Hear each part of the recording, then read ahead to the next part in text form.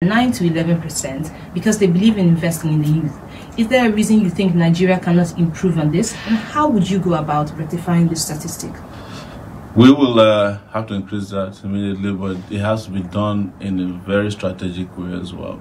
It's to ensure that apart from the natural allocation to education, we have interventions in the education sector. That is to say, funding right now comes from the budget in a way that intervention funds are also available, but we are treating them as slush funds. Even the 5.2% you're talking about don't get to education, they don't get to educate people. Half of it is mostly stolen by our leaders. So the surest way to do it is to increase allocation to education through taxation. I know we're doing that through education tax already, but as I have said repeatedly, our collection rate for taxes is too low.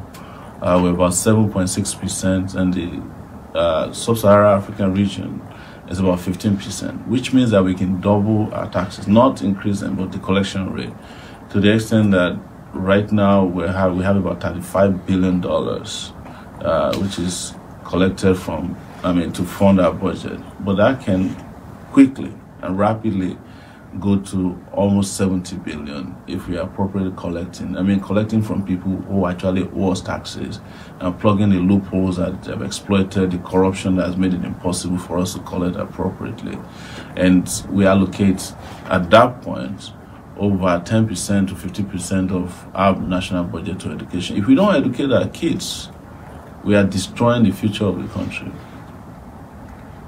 As diversity becomes the watchword of the international community, Nigeria still appears to be rather nepotist in their delegation of position, with majority of the parastatals being run by Northerners. Do you think we need a quota system to rectify what some will view as discrimination in political appointments?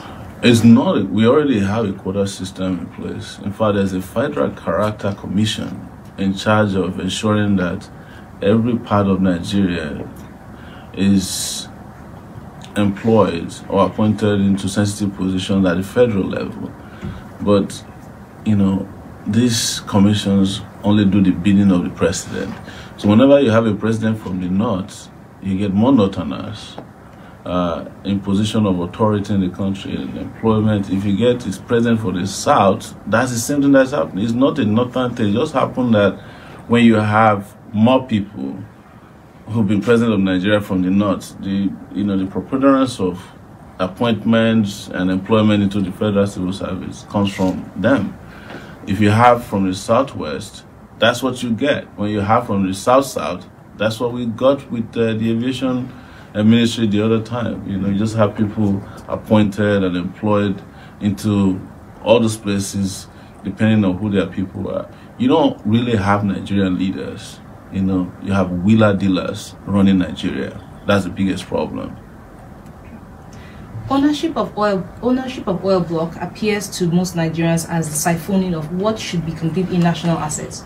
Do you agree with this statement? And it's right that often go to influential families, often not even from the indigenous lands of the oil itself, while inhabitants of the land often live in poverty and bear the brunt of the exposure of pollution?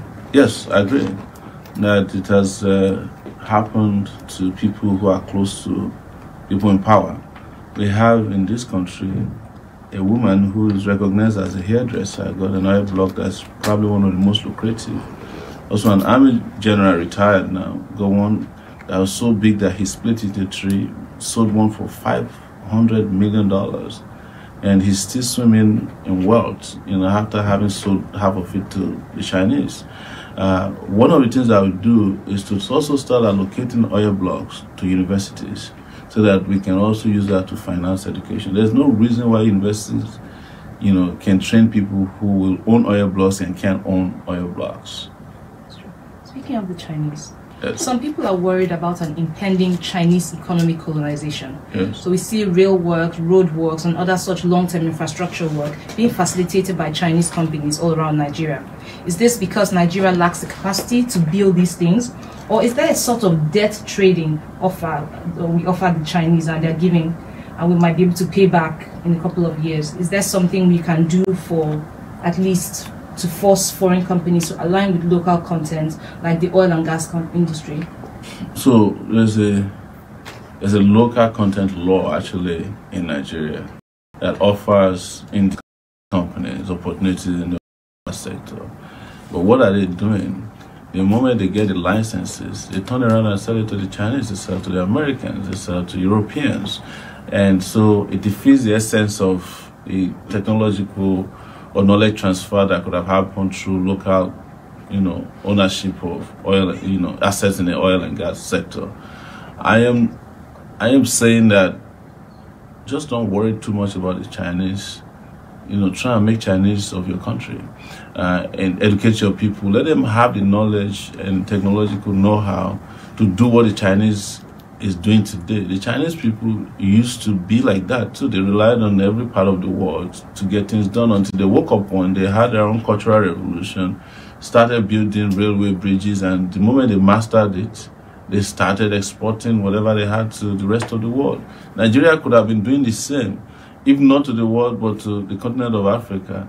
But what do we have to export now? Terrorism, fraud, and, terribly bad leadership. The only positive thing we have to export to the world is music, movies, to our people. So we haven't done that. We haven't created power. We have been investing in darkness. $16 billion went down the drain in the last 16 or 20 years. We don't even know what the APC government spent, but PDP at least invested $16 billion in darkness. And we will find out very soon what APC did with investment in power. First and foremost, we have to invest in generating power. We must move from 3,000 megawatts of electricity to at least 24,000. We must target over 40 million households, like they did in Egypt, so that we have 24/7 electricity before we start thinking about, what other measures we should do. Of course, I agree that we should decentralize. We should be using, technologically driven mini-grid systems. We should invest in renewable solar energy, which can be done faster than hydro. We should, figure out a way to evacuate gas without interruption by militants, which we can do by trucking as an alternative to piping gas to power plants that are used by that uses gas. So you have all of these measures in place, but the most important thing is to close our eyes and invest in generation first, and transmit seamlessly and distribute to households. And in addition to power, now let's talk energy. In this country, we don't even have gas pipelines supplying homes directly. That's a huge opportunity there. And the moment you start doing this, you are providing employment for nothing less than 2 to 3 to 5 million people if we actually tackle power the way we should, as they've done in North African countries, particularly where they use renewable, a combination of sources of generation of power. So it's going to be one of my main priorities to put an end to darkness, light up Nigeria. How do you intend to tackle pollution, recycling, and bringing Nigeria into the 21st century? We should separate it, in several ways. First, what kind of pollution are we talking about, which is different from recycling? Our biggest issue with pollution is in the oil-producing regions of Niger Delta, and we must clean up our acts there. And this has to do with, first and foremost, forcing the companies to engage in global best practices in oil exploration. For those who have destroyed the environment, make them help clean up. It could be a joint effort between the companies, United Nations that actually come in to help us. But we haven't been serious. There's been an opportunity to clean up Ogoni land in the last 4 years. They have not mobilized a single truck down to the sites. And if you clean up Ogoni land very well, you have over 9 billion cubic feet of gas there that's available for us to tap into in the nearest future. In terms of recycling, and dealing with pollutants, they also have to do with power generation. You cannot, for instance, not understand that part of the reason why Lagos is highly polluted, different parts of Nigeria is highly polluted, is because we are using generators to power homes. The moment you get rid of that through the intervention that we have in power, you reduce pollutants by a huge amount. Recycling is a function of, laws and also, practice. It's easier if you have a government. Before people can recycle, you at least have to provide them with waste bins on the outside. You have to help them take away their waste. Government is not doing that. Government is failing in every sector. It becomes difficult for you to go and make one big law that people must separate plastic from waste. Who's going to do that when the one that they throw outside of their home, nobody's picking it up as they should on a daily basis? And by the way, recycling or, waste disposal in proper ways is also a source of energy. So we have a lot out there to gain from doing these things right. And in addition to the fact that there is a climate agreement and treaty out there that we can benefit from if we do things right. Billions and billions of dollars are available to tap into, when we cut our emission appropriately. Yes. Considering the remuneration you receive, along with other benefits that occur to you, do you think that you earn significantly higher than the average public servant?